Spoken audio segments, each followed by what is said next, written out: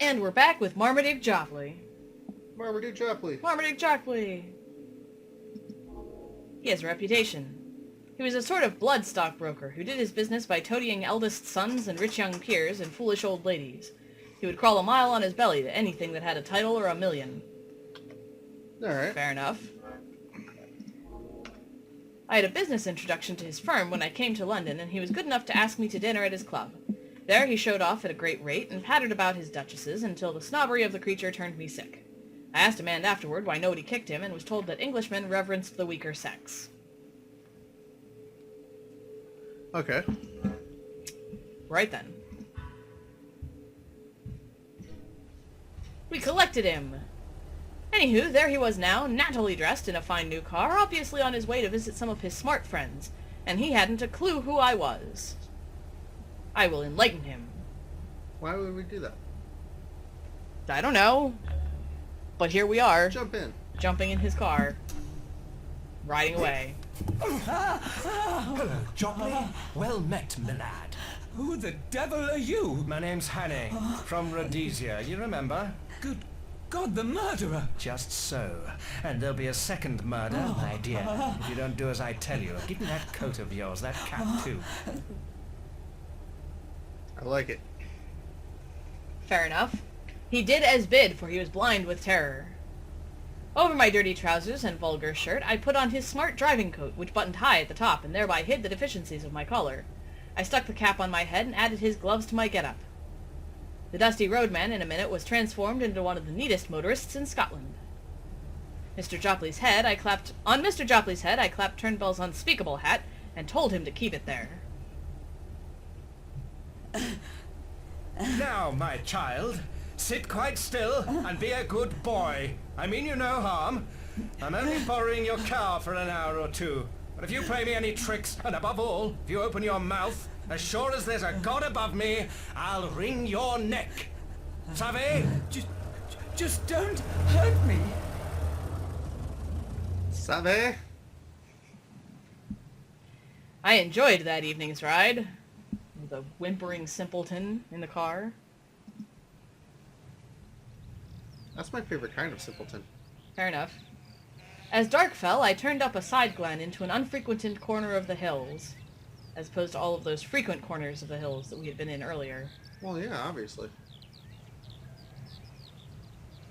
Soon the villages were left behind, then the farms, then even the wayside cottage. Not the cottage. The cottage! That was my favorite cottage. It was by the wayside. Here we stopped, and I obligingly reversed the car and restored to Mr. Jopley his belongings. There should be a duck here. 1,000 thanks. There's more use in you than I thought.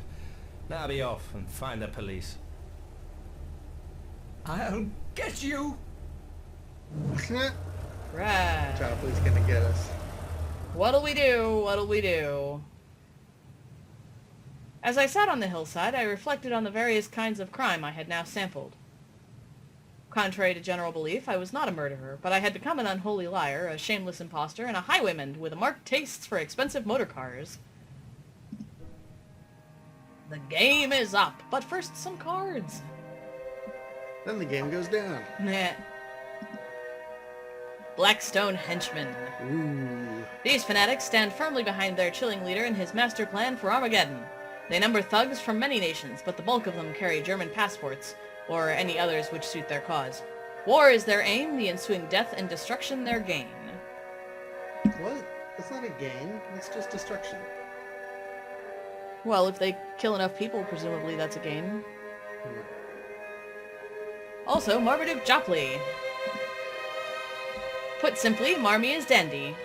Masquerading as a member of London's upper class, he is a familiar figure at hunt balls, polo weeks, and country houses, but his intentions are not at all honorable. He would crawl a mile on his belly to appease anybody who boasts a title or a family fortune. There are only 8 more cards. I see that. There's only 8 more events, too. Yay! The game is up!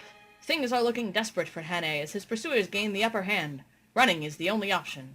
Not Run anymore, if we away! count this one.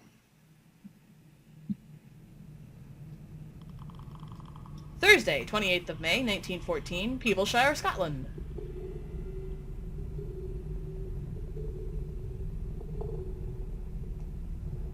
I spent the night on the hillside. It was a cold business, for I had neither coat nor waistcoat. These were in Mr. Turnbull's keeping, as was Scudder's little book, my watch, and, worst of all, my pipe and tobacco pouch. Only my money accompanied me in my belt, and about half a pound of ginger biscuits in my trouser pocket.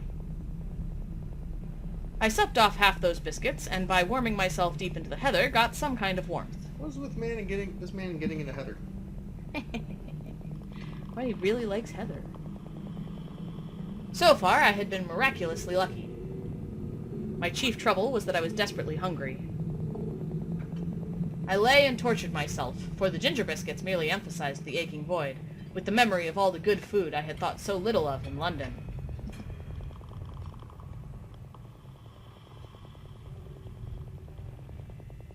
In longing hopelessly for these dainties, I fell asleep.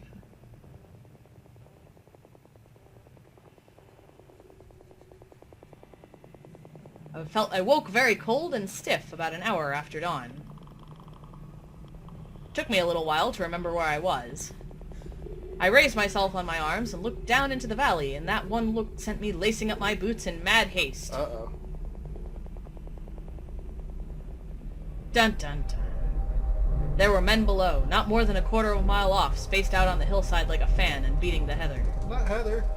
Marmee had not been slow in looking for his revenge. Yeah, you should have tied him up. Yeah.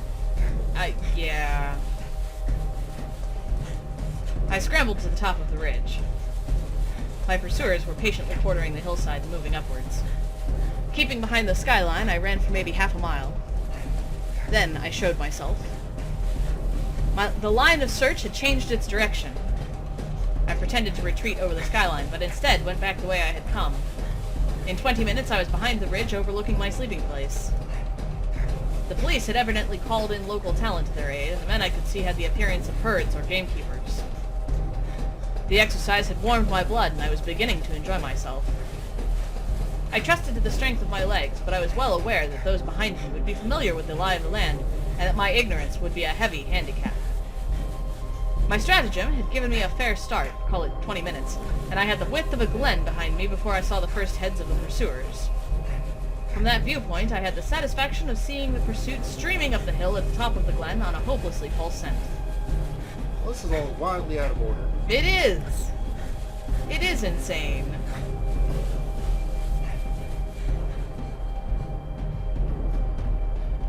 It began to seem less of a game. What, just now? Those fellows behind were hefty men on their native heath. Looking back, I saw that only 3 were following direct, and I guessed that the others had fetched a circuit to cut me off. I resolved to get out of this tangle of glens to the pocket of moor I had seen from the tops. I put on a great spurt and got off my ridge and down into the moor before any figures appeared on the skyline behind me. A castle! I'm pretty sure that's Mount Doom. Mount Doom! Clearly, the road ran to a house, and I began to think of doing the same. I believe whoever owned the house would be one of the ones I did looking for you. I would expect so, yes. But what do I know?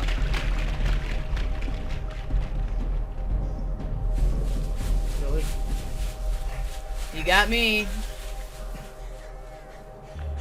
I'll go ahead and approach it. It was full of birds. I saw the face of an elderly gentleman meekly watching me from within the glass veranda. You the one they're looking for, boy? Seated at the knee-hole desk was the benevolent old gentleman with some papers and open volumes before him. His face was round and shiny, with big glasses stuck on the end of his nose, and the top of his head was as bright and bare as a glass bottle. That's rude. Well, I didn't make it up. You seem in a hurry, my friend.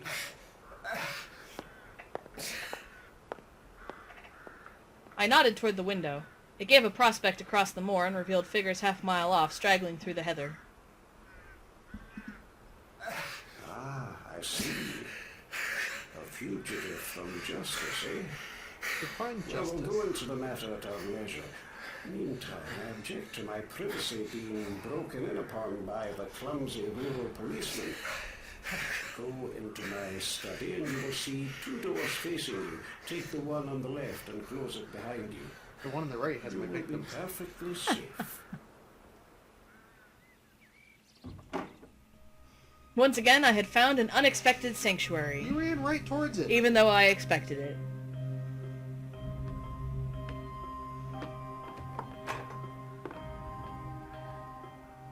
The master of the house, sitting in a deep armchair, now regarded me with curious eyes. He's quick to catch your eye.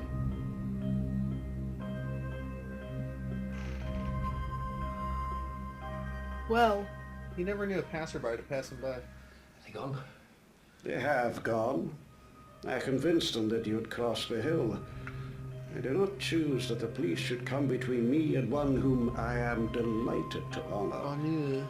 This is a lucky morning for you, Mr. Richard Hanny. Oh, he knew who I was? surprise! He said Morpheus's chair and told me my name. He has not yet offered me a red, blue, or a blue pill. As he spoke, his eyelids seemed to tremble and to fall a little over his keen gray eyes, which is not what is happening you in this see, terrifying Richard, picture. I am your father. I am your father. No! It can't be true. In a flash, the phrase of Scudder's came back to me when he had described the man he most dreaded in the world. He had said he could hood his eyes like a hawk. Dun dun dun. I saw that I had walked straight into the enemy's headquarters. It's the quarters where he keeps his head. The Blackstone boss. I guess I'll just jump up and throttle I him. think we'll throttle him next time. We'll throttle him next time. Next time Next there will time. be throttling. Much throttling next time.